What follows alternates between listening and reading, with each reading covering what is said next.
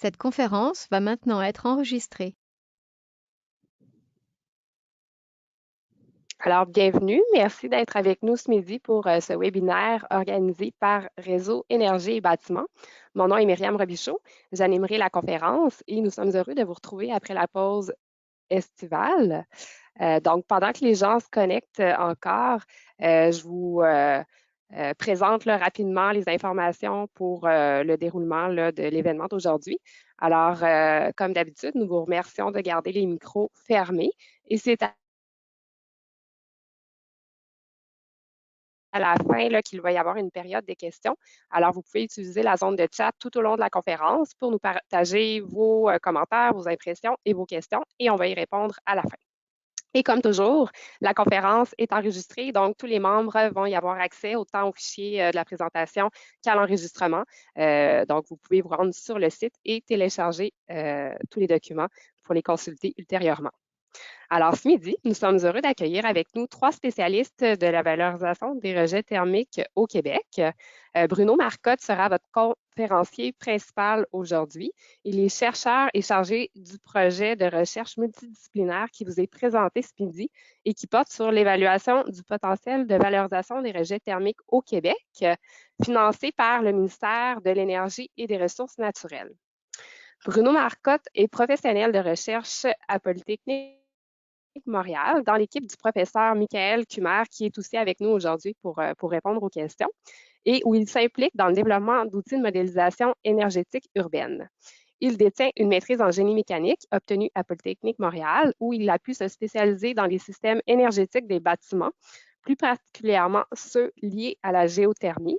Et par la suite, il a travaillé à Calmet Énergie à Varennes pour après s'impliquer dans des projets de recherche à l'Université Concordia ainsi qu'à l'École de technologie supérieure portant respectivement sur le stockage thermique appliqué au déglaçage de routes ainsi que sur les systèmes de chauffage, ventilation et climatisation utilisés pour l'agriculture en environnement contrôlé. Donc, il est accompagné, comme je le disais, par M. Michael Kummer, qui est professeur titulaire au département de génie mécanique de Polytechnique Montréal. Ses travaux de recherche visent à développer et améliorer les outils de modélisation énergétique des bâtiments et de leur système de chauffage et de climatisation pour améliorer leur conception et leur opération. Et nous avons également avec nous M. Stéphane Gagnon, qui ouvrira l'événement avec une mise en contexte sur le sujet. M. Gagnon est à l'emploi du ministère de l'Énergie et des Ressources naturelles depuis 2013, où il est spécialiste en grands bâtiments et en valorisation de rejets thermiques. Passionné par l'efficacité énergétique des bâtiments, il s'est vu confier la responsabilité de la mise en œuvre du volet bâtiment commercial et institutionnel du plan directeur en transition, innovation et efficacité énergétique du Québec. Précurseur de la valorisation des rejets thermiques, il coordonne les efforts québécois visant à développer cette filière énergétique.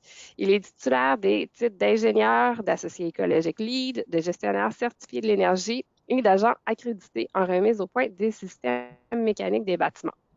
Au cours de sa carrière, il a publié plusieurs ouvrages techniques, dont le guide de conception de bâtiments performants, comment calculer la valeur d'une rénovation éco-énergétique complète et comment implanter la gestion de l'énergie dans les immeubles. Il a aussi conçu et mis en place d'importants projets d'efficacité énergétique lorsqu'il travaillait en exploitation immobilière et en génie conseil.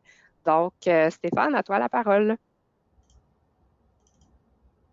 Bonjour, je vous remercie d'être en si grand nombre à ce webinaire. Ça fait plaisir de voir que la valorisation de rejets thermiques suscite de plus en plus d'intérêt. Je profite de l'occasion pour vous inviter à la demi-journée dédiée à la valorisation de rejets thermiques, présentée dans le cadre du colloque Québec Ligne et Énergie, le 25 novembre à l'avant-midi. Le premier dossier approuvé, le ministère de l'Énergie et des Ressources naturelles offre 275 millions dans le cadre d'un appel à proposition pour des projets de valorisation de rejets thermiques. Et le premier dossier approuvé dans le cadre de cet appel à proposition est celui de la valorisation des rejets de vapeur de la Ville de Québec, pour lequel une aide financière de 31 millions a été accordée, soit 73,33 des coûts admissibles estimés. Pour faciliter l'émergence de projets de valorisation de rejets thermiques, le ministère de l'Énergie et des Ressources naturelles a mandaté une équipe multidisciplinaire de chercheurs afin d'évaluer et de géolocaliser le potentiel de valorisation de rejets thermiques au Québec. En plus de permettre d'identifier des projets potentiels, les données géoréférencées serviront de base à la mise en place du futur registre public obligatoire des rejets thermiques importants, tel que prévu dans le plan directeur en transition énergétique. L'étude complète sera mise en ligne bientôt sur notre site web, sur la page web dédiée à l'appel à proposition pour la valorisation de rejets thermiques. Je cède maintenant la parole à Bruno, mais je resterai disponible si des questions me sont destinées plus tard. À tantôt. Donc, merci Myriam pour l'introduction. Merci Stéphane pour la mise en contexte. Donc, en termes d'objectifs d'apprentissage, aujourd'hui, le premier objectif est de comprendre l'approche utilisée pour évaluer les rejets et les besoins thermiques. Le deuxième est d'identifier les principales sources des rejets thermiques au Québec. Et le troisième objectif d'apprentissage est de comprendre l'approche proposée pour évaluer le potentiel de valorisation des rejets thermiques. Donc, la première question qu'on s'est posée quand on a entamé ce projet de recherche-là est la suivante. Mais combien d'énergie pourrait-on récupérer en valorisant les rejets thermiques du Québec? Donc, essayer d'avoir un estimé global de la quantité d'énergie. Puis, une des manières qu'on aurait pu, une des avenues qu'on peut prendre pour essayer de faire cet estimé-là, ce serait vraiment de faire un bilan énergétique sur le territoire complet québécois. Une de ces manières-là, on pourrait se tourner vers un diagramme de Sankey qui a été publié dans l'état de l'énergie par Whitmore et Pinault. Donc, ici, à votre gauche, vous avez la totalité de l'énergie qui a été consommée au Québec, puis pour ces différentes sources d'énergie. Une fois que cette énergie-là a été consommée, si on veut, à l'intérieur du système québécois, Whitmore et Pinault l'ont divisé en deux catégories, donc les pertes énergétiques, puis l'énergie utile. Donc, pour essayer de répondre à la question que je viens de poser initialement, on pourrait avoir comme réflexe de tout de suite se tourner vers les pertes énergétiques, étant donné qu'on sait que les pertes énergétiques se retrouvent principalement en perte de chaleur. Et donc, on pourrait mentionner qu'on aurait 1121 pétajoules d'énergie qui serait potentiellement valorisable. Bon, le problème ici, c'est en se tournant tout de suite vers les pertes énergétiques, c'est qu'on oublie le fait que rien ne se perd, rien ne se crée, tout se transforme. Puis, selon aussi les principes de la thermodynamique, l'énergie utile aussi, elle, à un certain point dans sa vie, entre guillemets, va se transformer en chaleur. Et ce qui fait qu'on n'est pas nécessairement plus avancé qu'au début. Donc, on se rend compte que finalement, la totalité de l'énergie qu'on va avoir consommée au Québec va se retrouver en chaleur. Puis, la question est donc que ce soit de l'énergie, des pertes énergétiques ou de l'énergie qui a été catégorisée comme utile, bien, les deux seraient potentiellement valorisables et on n'est pas encore en mesure de répondre à la question. Donc, l'idée, ça va vraiment être d'aller regarder quelle proportion de ces énergies-là, ici, de ces flux-là, serait nécessairement valorisable en termes de pétajoules. Une autre question qu'il faut fallait qu'on soit en mesure de répondre dans le cadre de ce projet de recherche-là est la question du où. Où est-ce que ces rejets thermiques-là se retrouvent sur le territoire québécois? Puis on se rend compte qu'en faisant une approche globale comme celle-là, on n'est pas en mesure de répondre à cette question-là. Une des choses qu'on s'est rendu compte aussi, pour être en mesure d'identifier quelle proportion de cette énergie serait potentiellement valorisable, il nous faut de l'information sur comment le système, comment l'énergie est consommée. Puis, comme on va le voir un peu plus tard, l'approche qu'on a utilisée est vraiment d'y aller au niveau des établissements, puis de faire une estimation des rejets thermiques au niveau des établissements. Donc maintenant, pour répondre à la question, une équipe multidisciplinaire a été montée. Donc, des chercheurs, dont moi, qui ai joué le rôle de chargé de projet, mais aussi de chercheurs à Polytechnique Montréal, qui était aussi composé d'Émilie Sénécal-Léonard et Michael Kumer, qui était l'investigateur principal du projet de recherche. On avait aussi le professeur Franck Scherer et l'étudiant à la maîtrise Frédéric Audiroy, qui, eux, proviennent de l'École d'urbanisme et d'architecture de paysage de l'Université de Montréal. Provenant du CTT CTEI, qui, lui, est le Centre de transfert technologique en écologie industrielle. On avait comme membre de l'équipe Pedro Ramirez et Laurence Fizet-Sauvageau. Puis pour faire des analyses de cycle de vie, on avait Sophie Falaha et Pierre-Olivier Roy, qui les deux sont membres, font partie du CIREG, qui est le Centre international de référence sur le cycle de vie des produits, et procédés et services. Donc maintenant, un peu plus en détail au niveau de la présentation elle-même. Donc, premièrement, je vais présenter le but et les objectifs du projet. Ensuite, je vais aller un peu plus en détail à l'intérieur de l'estimation qu'on a réussi à faire des rejets thermiques, mais aussi des besoins thermiques, parce qu'on va voir un peu plus loin que pour faire de la valorisation thermique, on a besoin d'un rejet, mais aussi d'un certain besoin. Puis, par la suite, on va vraiment parler un peu plus, on va aller un peu plus en profondeur au niveau de la détermination du potentiel de valorisation thermique, et on va voir que, dépendamment de quel type de questions on veut être en mesure de répondre, il y a différentes manières. On propose de calculer le potentiel de différentes manières. Ensuite, je vais faire une brève incursion à l'intérieur des études de cas qui ont été réalisées à l'intérieur même de ce projet, mais sans vraiment aller en détail à l'intérieur de ceux-là. Puis, on aura la période de questions et de discussions qui va s'en suivre. Donc, un peu plus au niveau du but du projet, donc un peu comme le titre le mentionne, le but global est d'évaluer le potentiel de valorisation des rejets thermiques du Québec. On s'entend, pour valoriser des rejets thermiques, on a besoin d'un émetteur qui, lui, rejette des effluents thermiques. Et on a besoin, pour la valoriser, il nous faut un émetteur qui, lui, a des besoins de rejet thermique. Donc, pour répondre vraiment à cet objectif-là, il y avait trois questions, trois sous-questions qu'on avait besoin de répondre. Donc, premièrement, en termes de valorisation des rejets thermiques, quel genre de rejet thermique est valorisable? Puis, pour essayer de répondre à cette question-là, il y a deux éléments qui sont importants là-dedans. C'est de quantifier les rejets thermiques en termes de quantité, mais aussi en termes de qualité. Ici, en termes de qualité, on peut parler on parle de température, mais aussi du constituant de l'effluent. Donc, est-ce que le rejet thermique est liquide ou gazeux? Donc, est-ce qu'il provient de cheminées, etc. Comme je l'ai mentionné, un rejet thermique et la valorisation de rejet de chaleur implique un besoin, donc un émetteur, mais aussi un récepteur. Puis, lorsqu'on parle de deux entités différentes, il faut qu'on se pose la question, ces deux entités différentes-là doivent être à proximité relative l'une de l'autre. Donc, l'emplacement d'un rejet ou l'emplacement d'un besoin est de quand même une grande importance. Donc, il fallait répondre à cette question-là, que ce soit au niveau territoire, ville et quartier, mais nous, on voulait pousser même un peu plus loin en voulant pouvoir mettre un point sur le territoire québécois puis être en mesure de dire, ici, voilà, on a un établissement qui rejette X quantité de chaleur et de telle qualité. Même principe pour les besoins.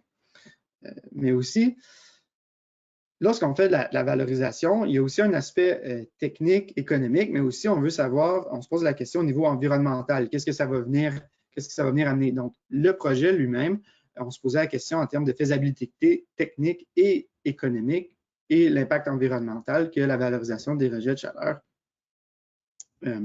amène. Donc, ces trois sous-questions-là, c'est les trois sous-questions qu'on a essayé de répondre pour être en mesure d'évaluer le potentiel de valorisation des rejets thermiques au Québec. Donc, un peu plus en termes d'objectifs spécifiques, donc pour répondre à ces questions-là. Donc, on avait comme objectif de cartographier les sources et les rejets de besoins. On avait aussi comme objectif de cartographier le potentiel actuel de valorisation des rejets thermiques, donc d'être en mesure de regarder sur une carte et de voir où est-ce que le potentiel est vraiment le meilleur, puis être en mesure de faire un peu une gradation de premier, deuxième, troisième. Puis, le dernier objectif, le troisième, était de réaliser une évaluation des impacts environnementaux et des synergies thermiques en étudiant 5 études de cas, donc en termes de faisabilité technique, économique et environnementaux.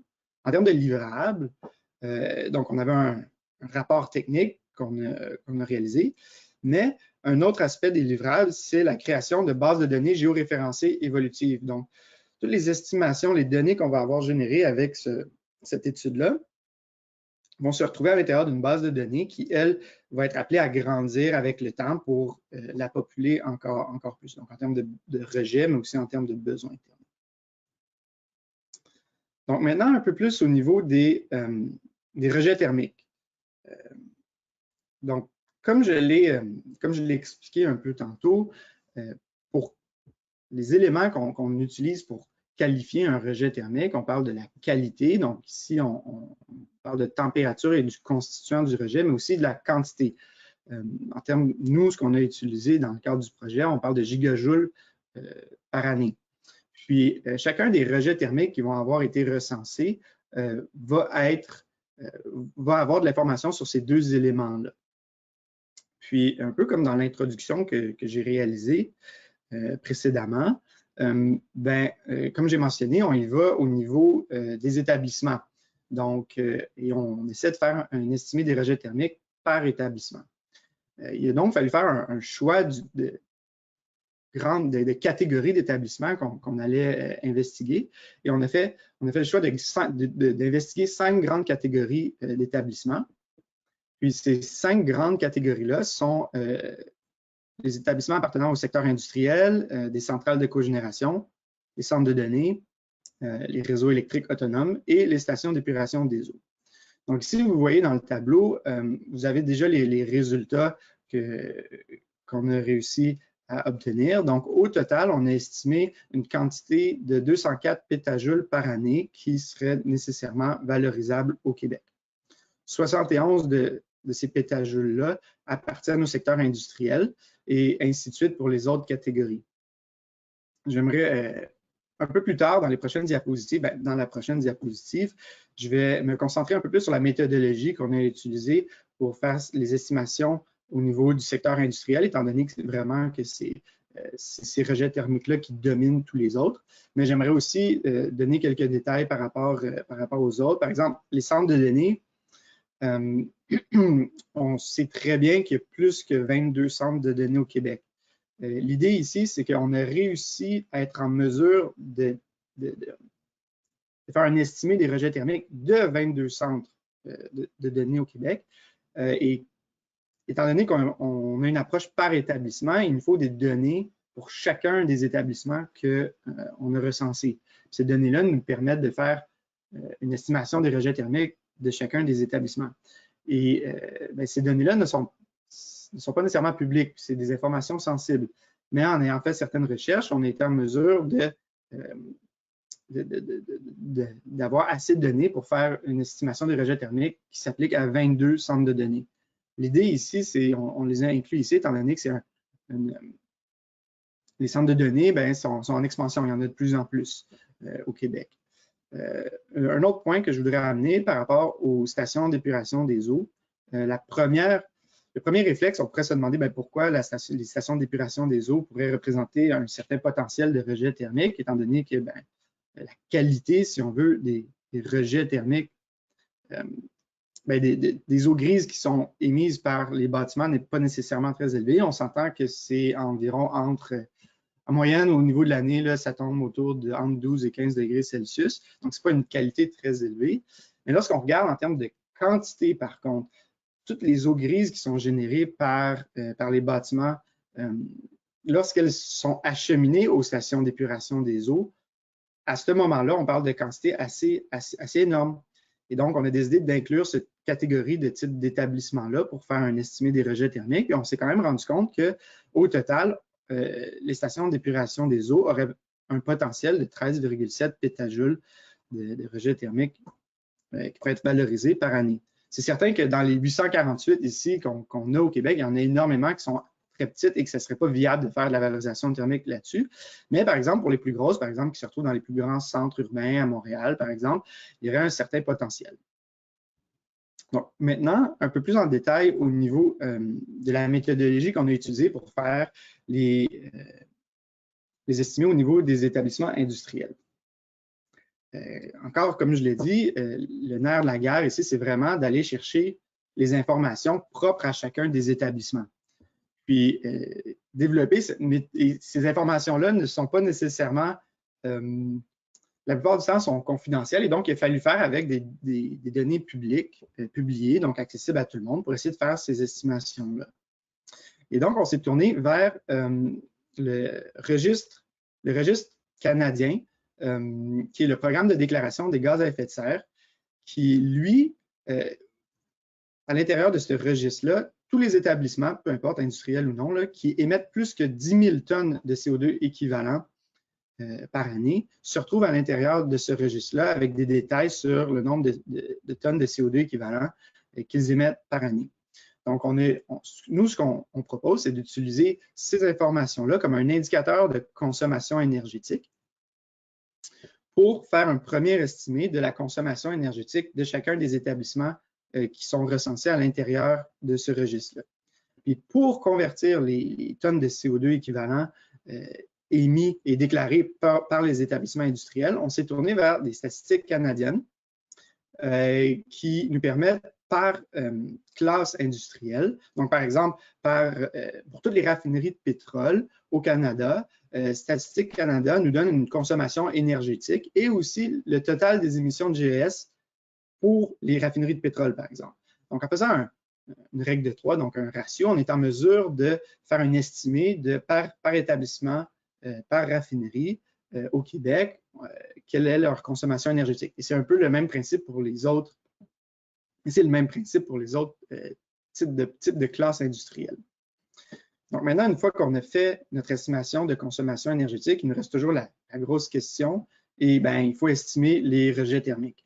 C'est là qu'on s'est tourné vers une étude qui a été réalisée en 2007 par Stricker & Associates, qui elle, permet de...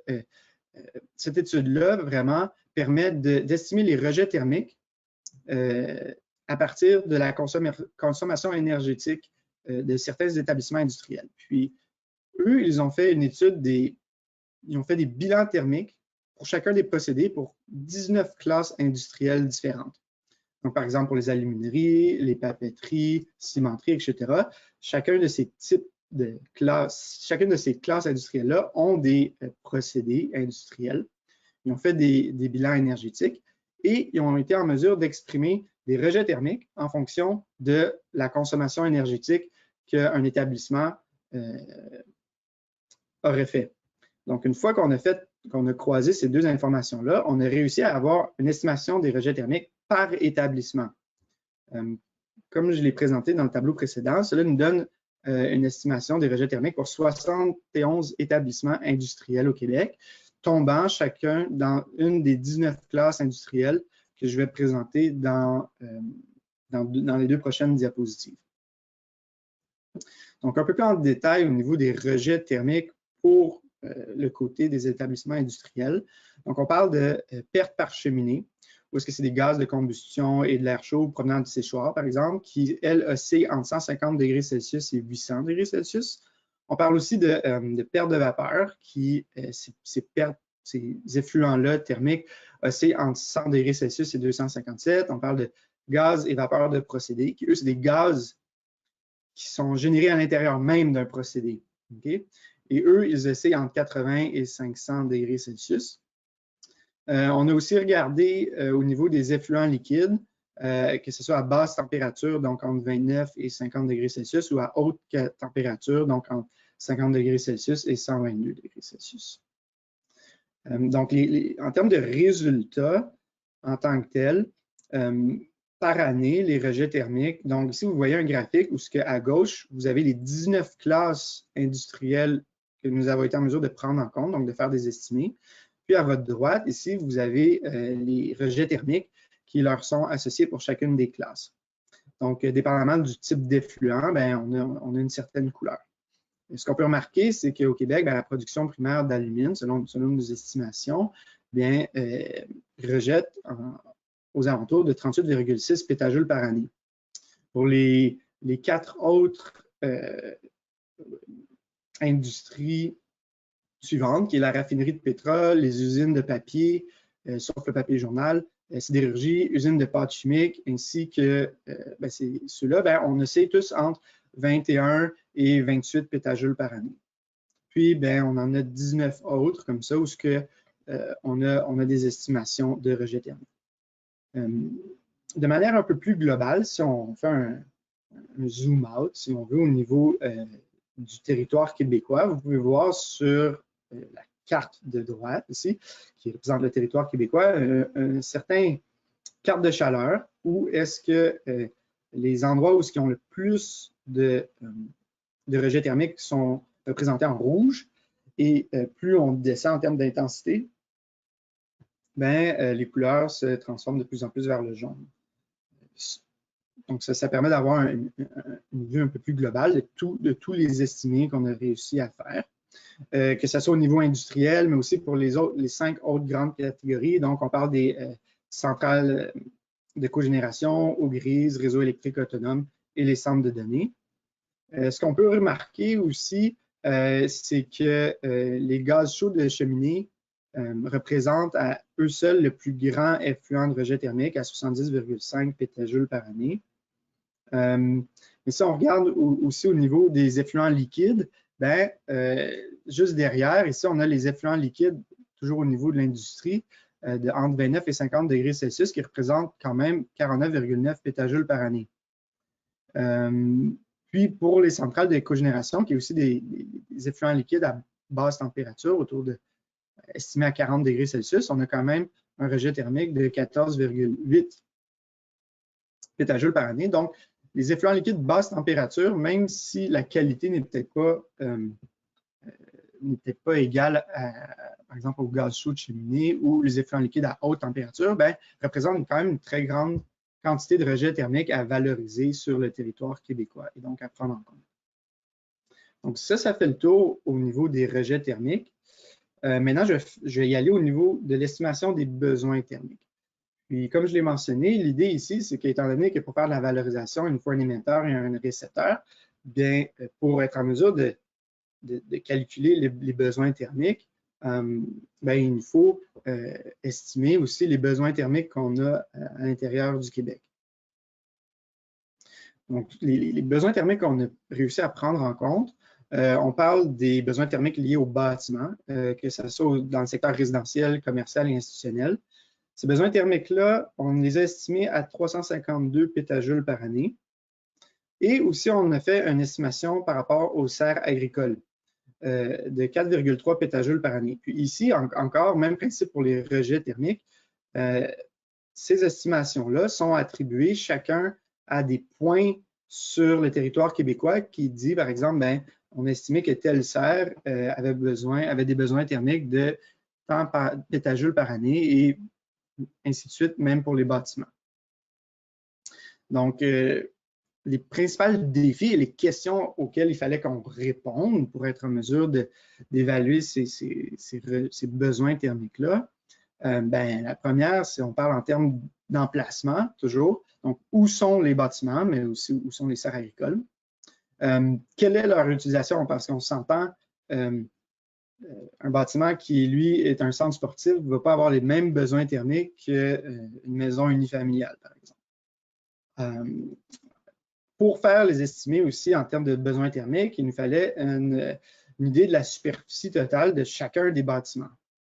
Et donc, avec ces informations-là, on sera en mesure de répondre à la question qui est quels sont les besoins de chaleur et, pour le chauffage des locaux et aussi pour l'eau chaude des bâtiments.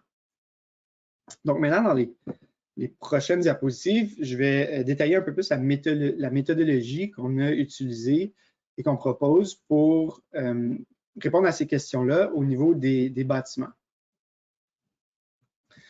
Donc, encore une fois, le défi était vraiment de mettre un point sur une carte en disant, ici, on a un bâtiment qui, lui, a un X nombre de besoins thermiques.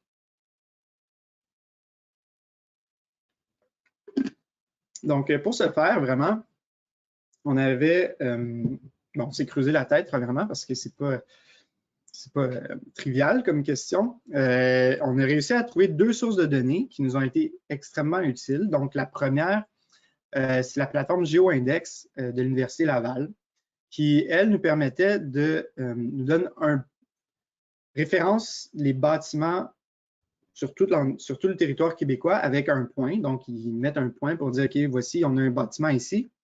Puis, pour chaque point, il y a des attributs qui lui sont associés, dont l'usage prédominant du bâtiment et son nombre d'étages.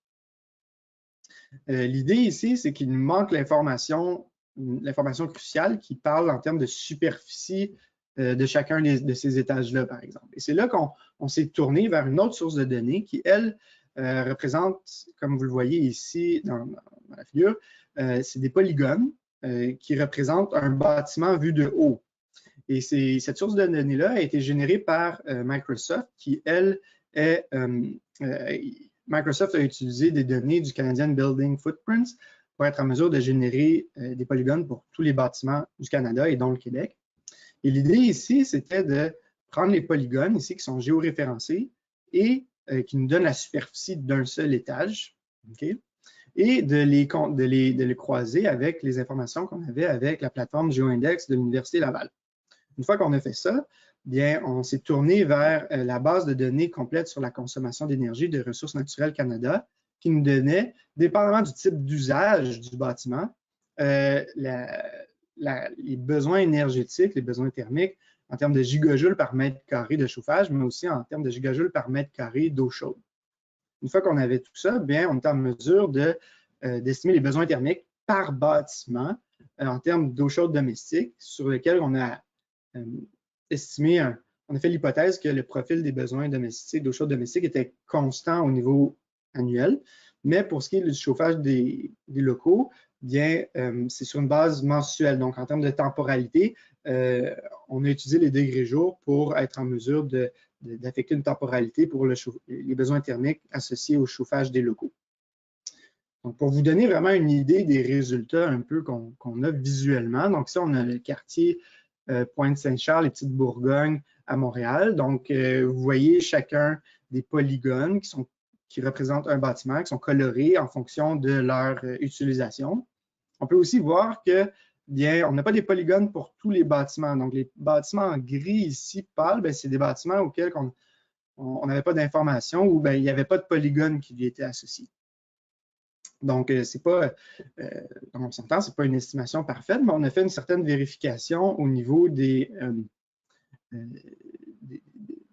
la consommation énergétique totale au niveau du Québec, qui est publiée par Statistique Canada aussi, Ressources naturelles Canada.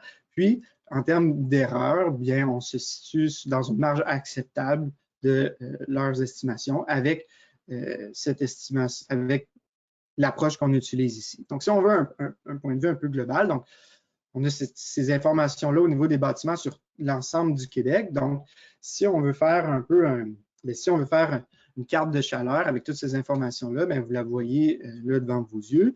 Puis, on peut remarquer où ce que la couleur rouge représente des besoins thermiques les plus importants. Puis, lorsqu'on descend plus vers le jaune, c'est des besoins thermiques qui sont moins importants. Une des choses qu'on peut constater, eh bien, on peut aussi se l'attendre, mais les besoins thermiques sont plus intenses dans les centres urbains, donc que ce soit à Montréal, Québec, Lac-Saint-Jean ici. Donc, ça fait le tour au niveau des besoins thermiques. Maintenant, je vais passer au niveau du potentiel de valorisation des rejets thermiques, qui est ici, ce qu'on veut faire, c'est vraiment croiser les données, les estimations de rejets thermiques qu'on a fait initialement, puis on veut les croiser avec les besoins thermiques que je viens de vous présenter. Puis pour déterminer vraiment le potentiel de valorisation des rejets thermiques. Donc vraiment, le croisement entre les rejets et les besoins, c'est d'un point de vue d'une analyse spatiale. Donc, on prend avantage du fait que ces données-là sont géoréférencées et on va venir analyser à l'intérieur d'une certaine emplacement géographique, géométrie, là, si on veut prédéterminer, où sont les besoins, où sont les rejets, puis est-ce que c'est compatible, par exemple. Donc, comme j'ai mentionné tantôt, dépendamment de quel genre de questions on veut répondre, donc en termes de actuellement, en termes de potentiel de valorisation thermique, mais aussi au niveau futur, où est-ce qu'on pourrait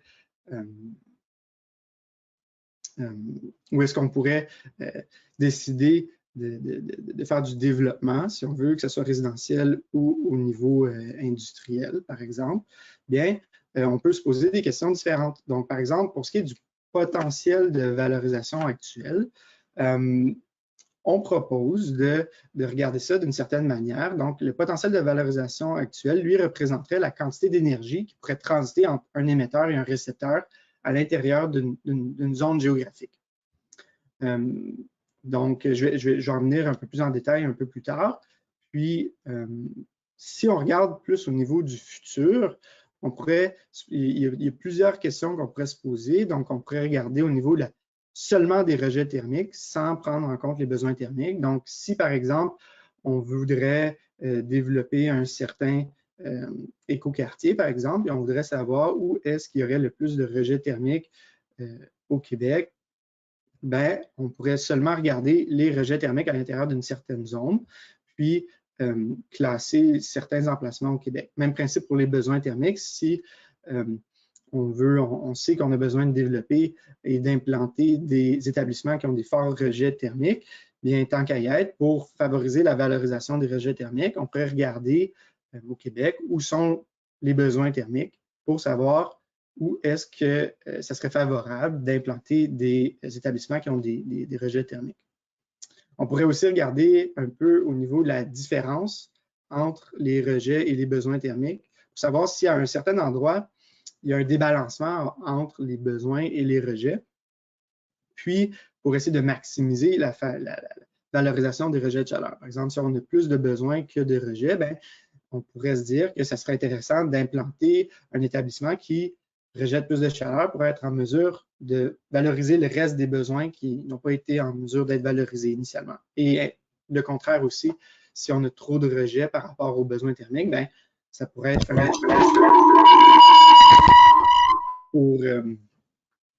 pour implanter un certain écoquartier, par exemple, ou des établissements qui ont besoin de chaleur, par exemple des serres. Donc, l'idée ici, dans les prochaines diapositives, c'est vraiment de vous présenter qu'est-ce qu'on peut faire avec les données qu'on a réussi à générer. Mais on sait très bien que c'est beaucoup plus au niveau pour avoir un premier regard au niveau, faire un débroussaillage au niveau du Québec. Et on sait très bien que pour implanter, puis pour faire un projet de valorisation de rejets thermiques, c'est assez complexe. Puis ce n'est pas nécessairement seulement avec ces informations-là qu'on est en mesure de déterminer si oui ou non on peut faire, on peut entamer un projet de valorisation. Mais ça peut nous donner une bonne idée de savoir où au Québec ce genre de projet-là pourrait être développé, par exemple. Donc maintenant, pour calculer vraiment le potentiel de valorisation des rejets thermiques, l'idée, c'est vraiment qu'on propose, c'est d'utiliser une zone géographique. Ici, par exemple, nous, dans le projet, on a utilisé une zone circulaire avec un rayon de 2 km. Puis, c'est de balayer le Québec en entier avec cette zone-là. Puis, après ça, pour chacun des balayages, de combler les besoins et les rejets. Donc, vraiment, cette zone-là représente un rayon d'action d'un potentiel réseau de chaleur, si on veut. Donc, on fait l'hypothèse que tous les besoins et les rejets thermiques qui tomberaient à l'intérieur de cette zone-là pourraient être connectés ensemble à l'aide d'un réseau de chaleur, par exemple, pour valoriser les rejets thermiques.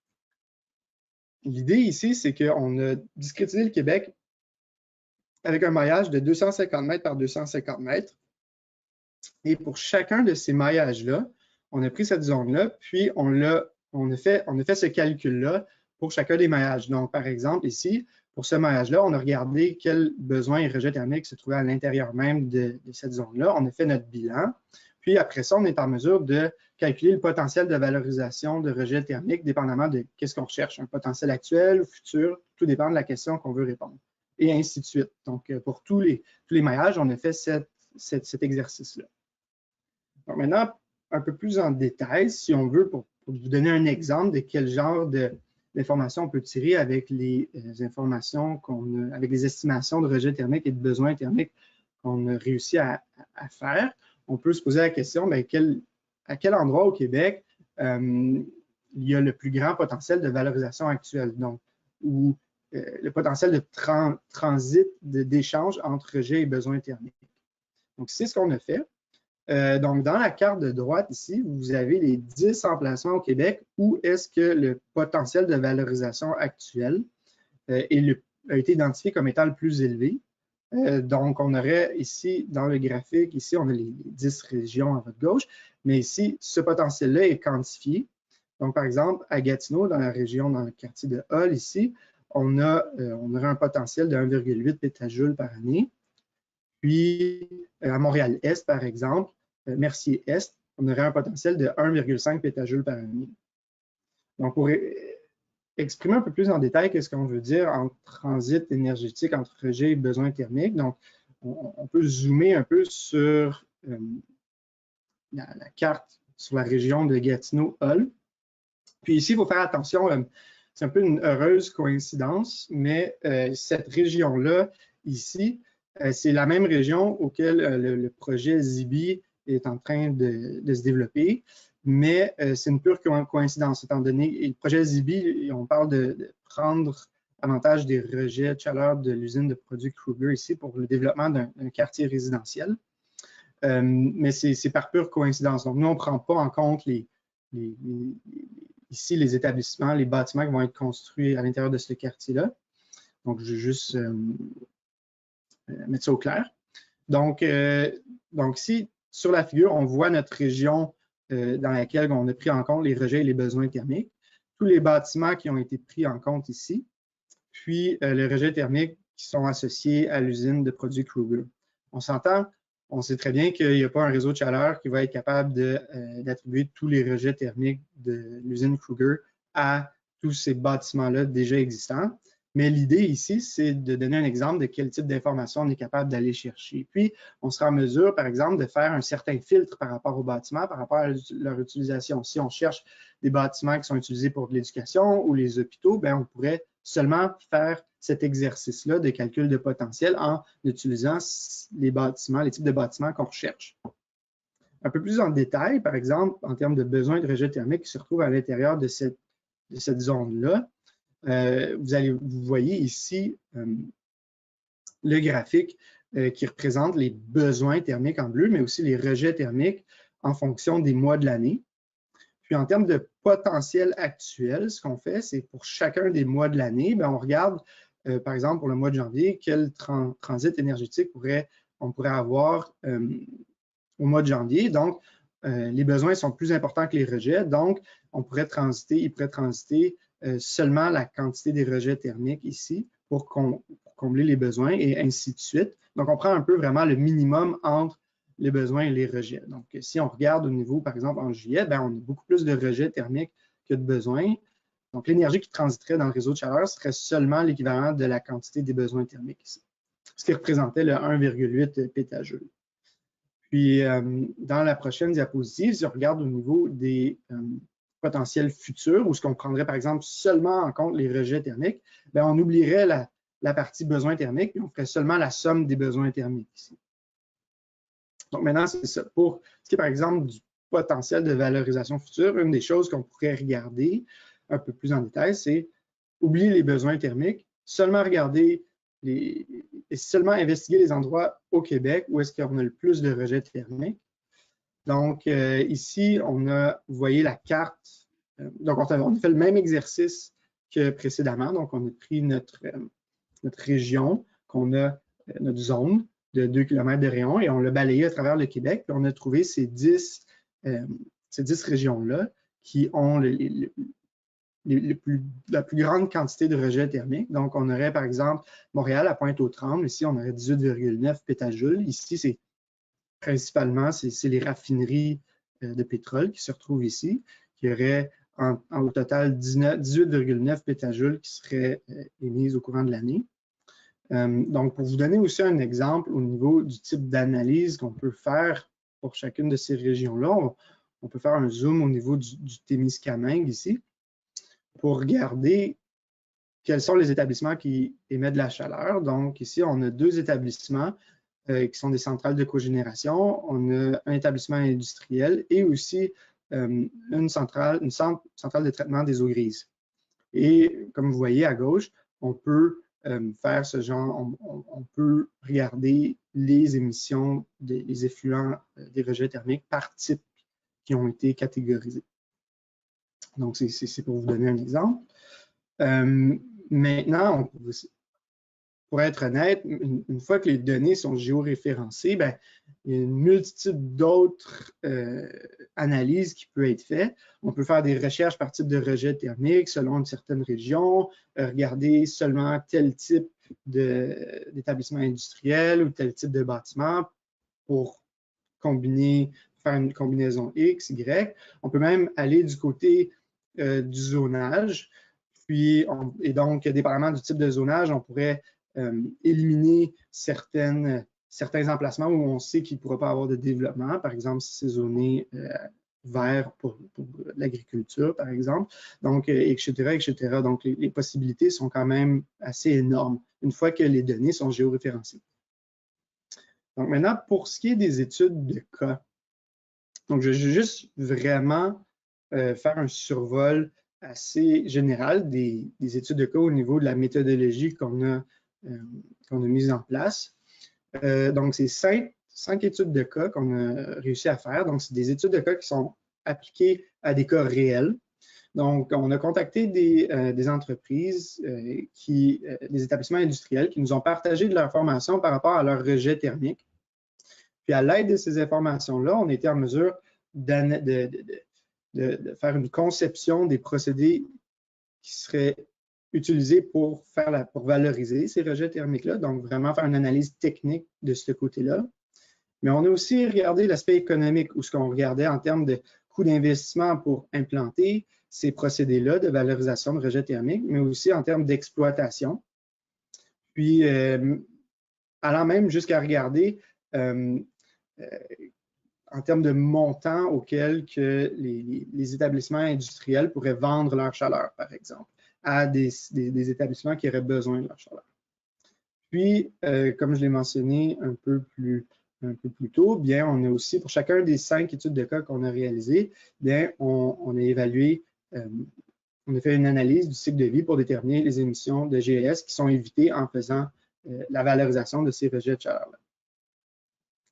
Donc maintenant, pour conclure par rapport à tout ça, en termes de limites de l'étude, c'est certain qu'il y a plusieurs hypothèses simplificatrices qu'on a faites, dont par exemple la temporalité en termes de rejet thermique. On a considéré que les rejets thermiques étaient constants au travers de l'année. Donc ça, c'est une des limites. Donc c'est certain que des études peut-être un peu plus détaillées par rapport aux rejets thermiques, spécifiquement pour certaines catégories d'établissements, pourrait être bénéfique pour venir par après bonifier les bases de données. On a aussi, en termes de rejet thermique, il y a un problème. On a fait l'hypothèse que tous les rejets thermiques sont, tous les procédés industriels pour chaque type d'industrie sont les mêmes. Donc, en termes de, on a fait l'hypothèse que toutes les papeteries, pas les papeteries, mais les usines de pâte et papier, par exemple, fonctionnent de la même manière. Mais on sait très bien que chaque usine est unique en soi. Donc, il y aurait peut-être aussi des améliorations de ce côté-là, puis aussi une panoplie d'autres hypothèses simplificatrices. En termes de perspectives futures, c'est certain que les estimations qu'on a réussi à réaliser, tout cela sont à l'intérieur d'une base de données évolutive. Donc, c'est appelé à grandir dans le futur. Puis, lorsque il y aurait sûrement une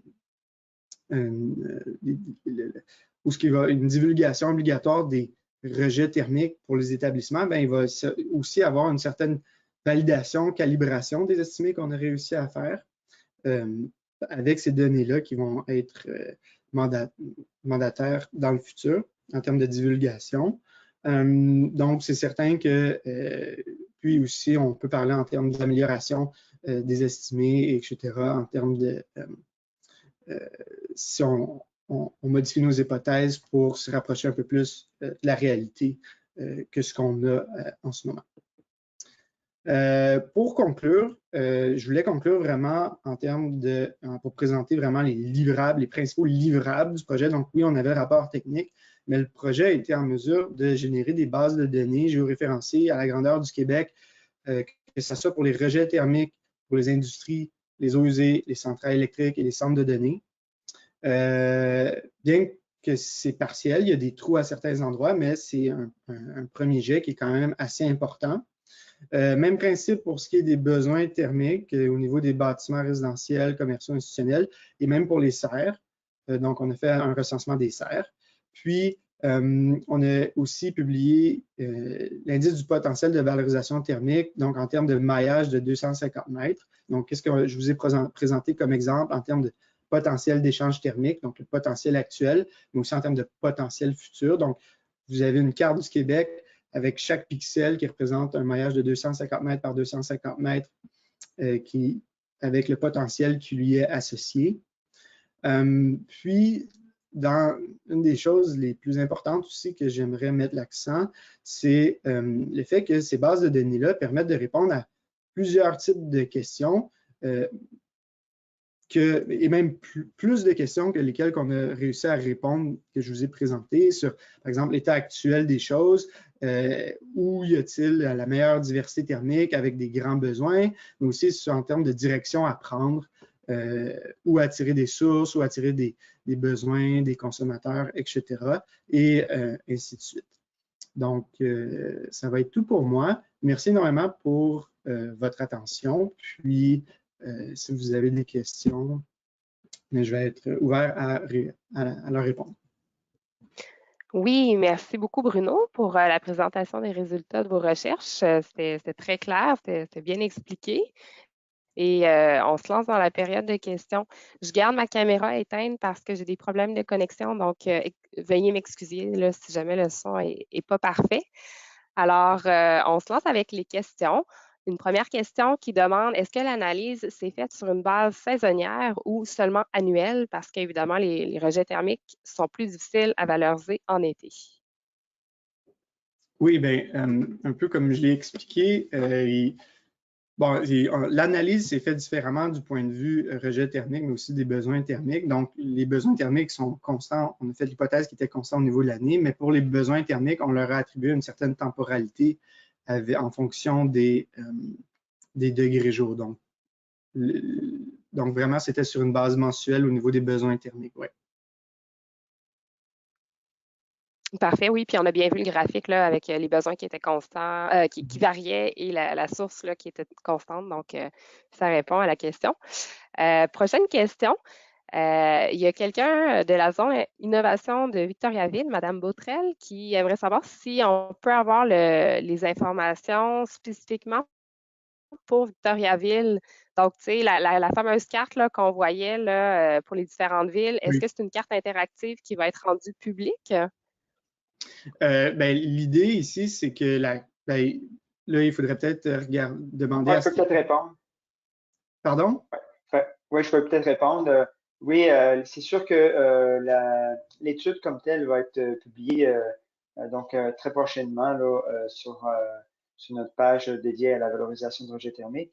Par contre, on va aussi publier la carte interactive géoréférencée éventuellement, mais c'est quand même assez complexe de mettre un outil comme ça à la disposition publique. Là, donc, c'est pour permettre à tout un chacun là, de l'utiliser. Donc, pour cette partie-là,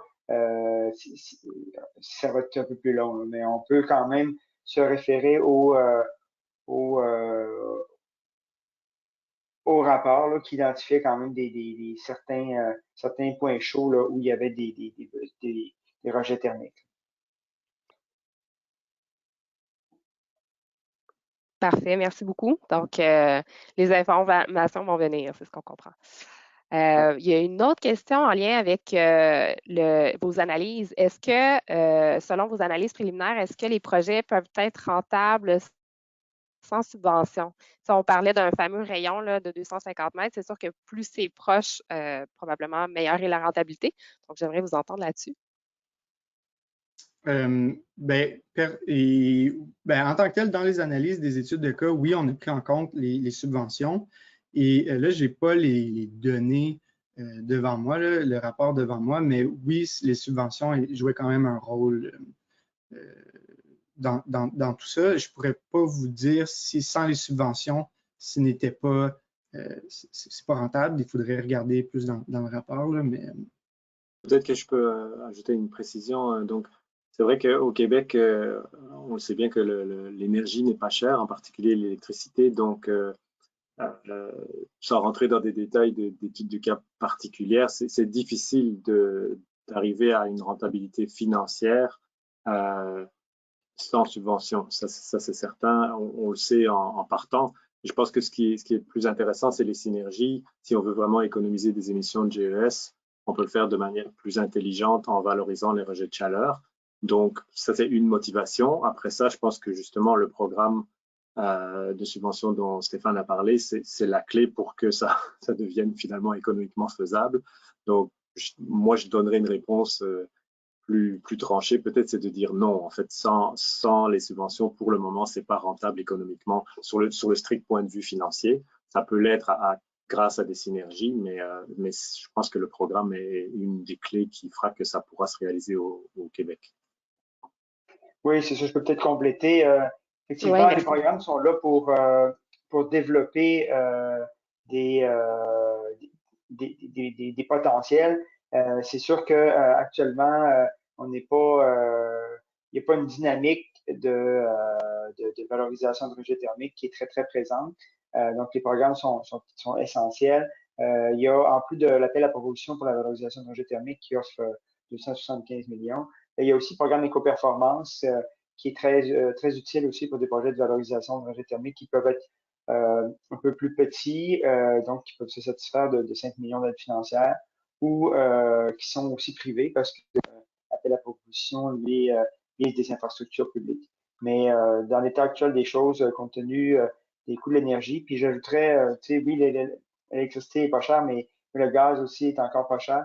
Donc, c'est sûr que les subventions sont encore nécessaires à la rentabilité. effectivement, merci, messieurs, pour les précisions. Donc, on poursuit avec une question de M. Michel Méthode qui demande les émissions et les besoins étant relativement bien cadrés, est-ce que vous avez ou est-ce que c'est dans les plans de sonder la propension des parties, donc les humains, à se fédérer pour tirer avantage mutuel d'une boucle de partage thermique? Donc, par exemple, sous forme de sondage auprès des gestionnaires de parcs industriels, dans les zones où il y aurait des grandes opportunités, là, selon les études que vous faites. Donc, je vous laisse répondre pour Je peux cette peut-être étape. répondre à celle-là aussi. En fait, on a essayé des sondages, là, puis ça n'a pas été un grand succès, mais on aurait plutôt prendre une approche de ciblage de potentiel, puis donc on va regarder où est-ce qu'il y a des potentiels importants et on va contacter on contacte les parties prenantes, donc les industriels, les municipalités, les gens qui pourraient aussi avoir des besoins thermiques à proximité. Puis on va essayer de créer, de provoquer ces maillages-là, ces synergies-là. Mais donc, c'est plus au niveau d'y aller au cas par cas sur où est-ce que le potentiel, lorsqu'on peut identifier un potentiel, on va aller rencontrer les gens, puis essayer de créer des projets. Mais lorsqu'on va à large, là, puis qu'on envoie des sondages à tous les industriels, les résultats sont médiocres. Oui, mais merci beaucoup, Stéphane. Vas-y, Michael. Pardon, donc qui répond en partie à une question d'après, là, c'est au point de vue des acteurs. Je pense que les municipalités ont un rôle à jouer là-dedans et on l'a vu de manière positive pour Montréal puisqu'on a commencé à parler de réseau de chaleur il y a quelques années et puis maintenant le Bureau de la transition écologique et de la résilience a créé en fait un poste spécifiquement pour s'occuper des réseaux de chaleur. Donc moi je pense que les acteurs institutionnels ont un rôle à jouer, mais c'est sûr que donc dans la question suivante on parlait d'Hydro-Québec et d'énergie, on a des gros acteurs dynamiques dans l'industrie de l'énergie au Québec et il faut en profiter. Mais je pense que c'est des partenariats entre les acteurs institutionnels comme les municipalités grâce à l'appui financier qui existe maintenant et avec ces grands acteurs qui peuvent en fait faire qu'il y aura un succès. Et personnellement, je pense aussi que c'est important d'essayer de favoriser des projets qui impliquent plusieurs acteurs et pas seulement une industrie, mettons, et un récepteur, puisqu'il y a toujours la notion de risque que, évidemment, l'industrie déménage ou s'arrête ou que le besoin de chaleur se transpose. Si on pense à une serre, par exemple, si la serre cesse ses activités, il n'y a plus de débouchés pour la chaleur. Donc, je pense que des approches où on met en relation plusieurs sources et plusieurs consommateurs de chaleur sont plus résilientes aussi. Je peux peut-être compléter justement sur la deuxième question des acteurs, là, ben, la question des acteurs. Effectivement, les municipalités sont actuellement les projets qui émergent, c'est beaucoup des municipalités qui en sont les instigateurs. C'est sûr que l'aide financière est plus bénéfique pour les municipalités, mais c'est aussi peut-être le joueur qui est le mieux placé pour qui connaît l'échiquier, il peut mettre les gens en contact. Donc, je pense que les municipalités ont un rôle important à jouer. Pour ce qui est de Hydro-Québec et d'Énergir, Hydro-Québec, on est en constante discussion avec l'équipe, par exemple, d'Hydro-Québec, qui sont responsables d'aller chercher des centres de données au Québec, tu sais, qui trouvent les clients pour les centres de données, là, les gros centres de données, que ce soit Amazon, Google ou même Qscale, là, je ne sais pas si vous avez entendu parler de ce super projet, là, Qscale, qui veut d'ailleurs faire de la valorisation d'énergie thermique à partir d'un immense centre de données sur la rive sud de Québec, qui veut chauffer des serres et toute une industrie agroalimentaire là, à proximité. Donc, Hydro-Québec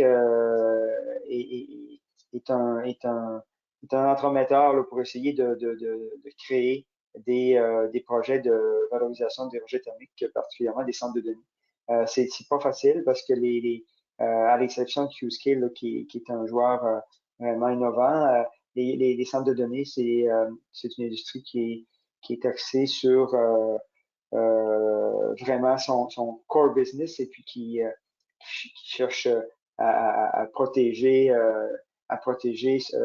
toute son identité, sa capacité, etc. Puis donc mais c'est quand même l'avenir parce que s'il y a de plus en plus de centres de données qui s'installent au Québec, c'est de valeur de tout jeter cette chaleur-là par les fenêtres. Et puis pour ce qui est d'énergie, Énergir, de par leur filière Énergir chauffage et climatisation urbaine de Montréal, ils ont une expertise pour les réseaux de chaleur. Donc, c'est sûr que lorsqu'on regarde la valorisation de réseau thermique, donc il y a toujours des réseaux de chaleur qui sont liés à ça. Là. Ça peut être un client, un récepteur, mais ça peut être encore plus on veut dire un générateur de chaleur et un client, mais ça peut aussi être un générateur de chaleur avec plusieurs clients. Donc, dans cette optique-là, il y a on est très près là, de l'équipe d'énergie qui s'occupe des réseaux de chaleur pour profiter de leur expertise et puis voilà. Merci beaucoup, Stéphane et Michael. C'est le fun de voir qu'il y a de la proactivité là, et des discussions avec les parties prenantes pour qu'il y ait des projets concrets qui se réalisent. Donc, il est déjà dépassé 13 heures. Alors, je me permets là, de vous présenter là, le prochain événement, là, le benchmarking. Donc, on espère vous y voir en grand nombre. Puis, pour ceux qui peuvent rester encore quelques minutes, là, on va prendre une ou deux dernières questions, étant donné qu'on a encore 5 minutes avec nos conférenciers. Donc, merci à tous et on y va avec une question en fait qui demande pour certains secteurs géographiques, là, en attendant que les banques de données soient rendues disponibles, est-ce que c'est possible de vous contacter pour avoir de l'information? Oui, bien sûr, vous pouvez me contacter moi directement ou vous pouvez écrire à l'adresse générale de transition énergétique Québec en mentionnant valorisation de rejet thermique là,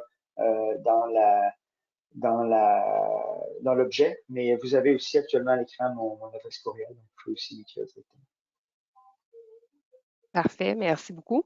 Puis on a une question de René Moffett qui demande si à votre connaissance, là, il y a une tendance ou une ouverture là, pour l'exécution de projets en forme de contrat PPP avec les municipalités. Évidemment, c'est complexe et ça doit se développer sur des longues périodes de temps, mais avec les conditions là, et les parties prenantes, est-ce que vous voyez qu'il y a une ouverture au Québec pour ce type de contrat public-là? Ben, dans le cas c'est sûr que comme les projets sont un peu, comme on le dit, sont dépendants d'aide financière. Il y a toujours la possibilité, là, si on veut vraiment faire un projet privé, d'utiliser Ecoperformance comme subventionnaire. Mais si on veut faire un gros projet, ça va être plus avec l'appel à proposition pour la valorisation de rejets thermiques. Et dans ce cas-là, ça doit être une infrastructure publique. Mais par contre, on peut, le propriétaire d'une infrastructure pourrait être une municipalité, pourrait être une société d'économie mixte dans laquelle une municipalité serait majoritaire. Donc, c'est pas nécessaire que ce soit 100% public. Là, ça pourrait être un joint venture avec un des joueurs privés. Et à ce moment-là, mais il faut que la municipalité soit majoritaire là, dans une société économique mixte. Si je peux juste rajouter par rapport, dans le cadre du projet, on a contacté quelques municipalités, puis la plupart avaient déjà fait quelques démarches en termes de valorisation de rejets thermiques, en termes d'études de faisabilité. Donc, la plupart étaient déjà ouvertes à l'idée, mais bon, c'est ça. Donc, les projets ne sont pas encore mis sur pied ou lancés. Là. Mais l'ouverture est là. C'est ce qu'on a détecté.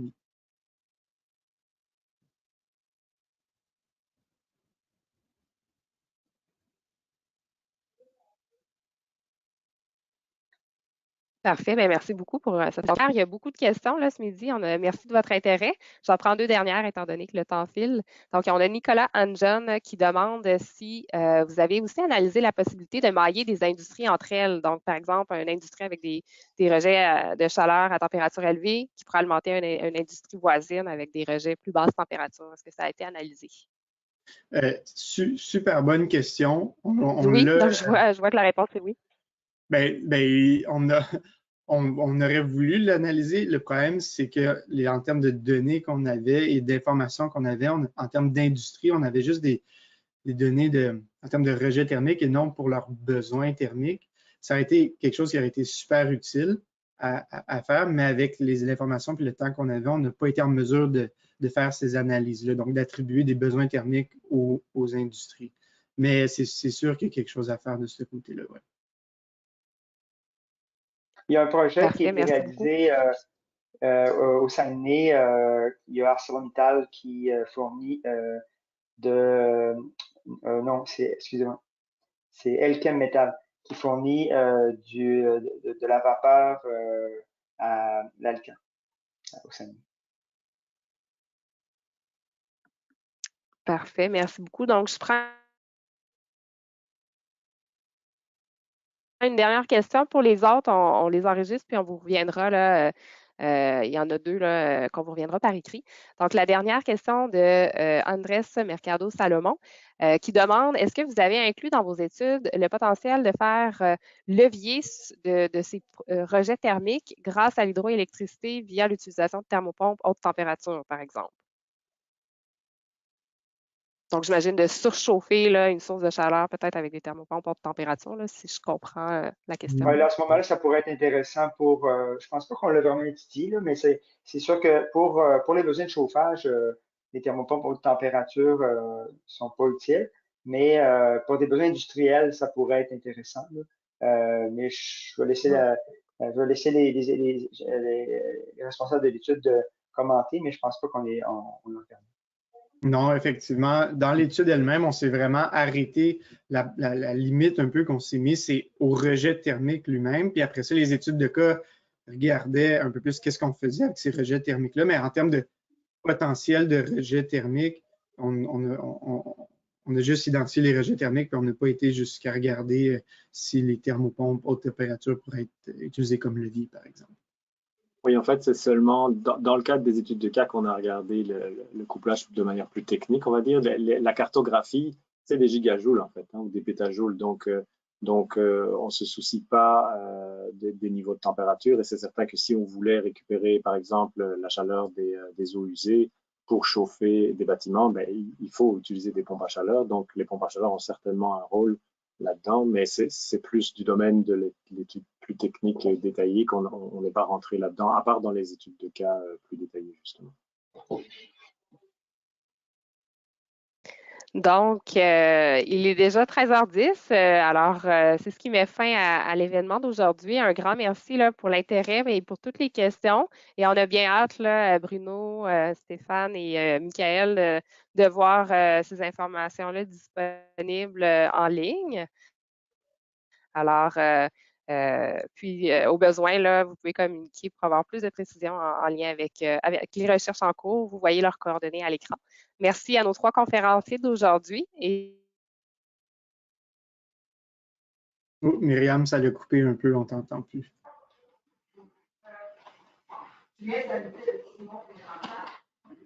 Merci.